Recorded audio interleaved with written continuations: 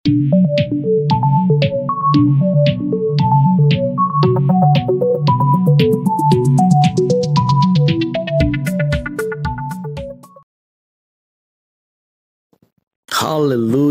Shalom. How are you today? Kamis 18 Januari 2024. Tema kita hari ini adalah teguhkanlah hatimu. Pembacaan kita terambil dalam kitab 2 Tawarik pasal 15 ayat 1 sampai dengan ayat yang ke-7. 2 Tawarik pasal 15 ayat 1 sampai ayat yang ke-7. Namun yang menjadi nats kita pada hari ini adalah di ayat yang ke-7. Demikian firman Tuhan, tetapi kamu ini kuatkanlah hatimu, jangan lemah semangatmu, karena ada upah bagi usahamu. Pembacaan Alkitab kita 1 tahun ini nanti saudara bisa baca di dalam Keluaran pasal yang pertama sampai dengan pasal yang keempat. Bapak Ibu yang dikasihi oleh Tuhan, dalam dunia yang semakin maju dan semakin global, tuntutan hidup juga dirasakan semakin berat, bukan? Sayangnya, semua tuntutan-tuntutan hidup itu tidak bisa untuk selalu dipenuhi, karena hidup pasti menghadapi berbagai masalah. Nah, ketika berbagai permasalahan melanda hidup kita, ketika dunia ini semakin menghimpit kita, seringkali kita bingung dan tidak tahu apa yang harus dilakukan. Kita belajar hari ini dari Raja Asa.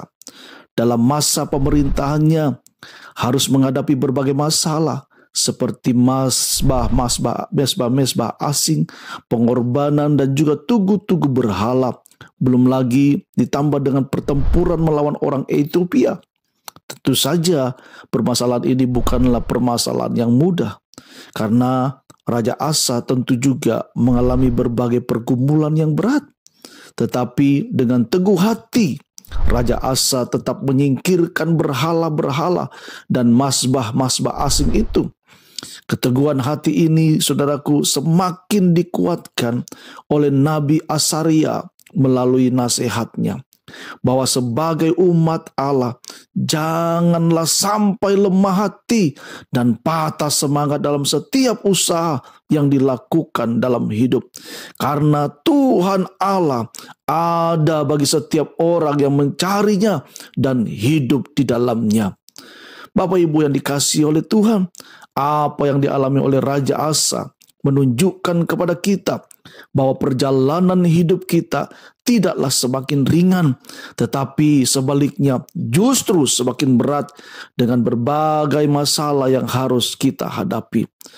Nasihat dari Nabi Asaria hendaknya juga menguatkan kita untuk semakin meneguhkan hati kita bahwa dalam perjalanan hidup yang semakin berat, kita harus menjadi semakin kuat. Kenapa?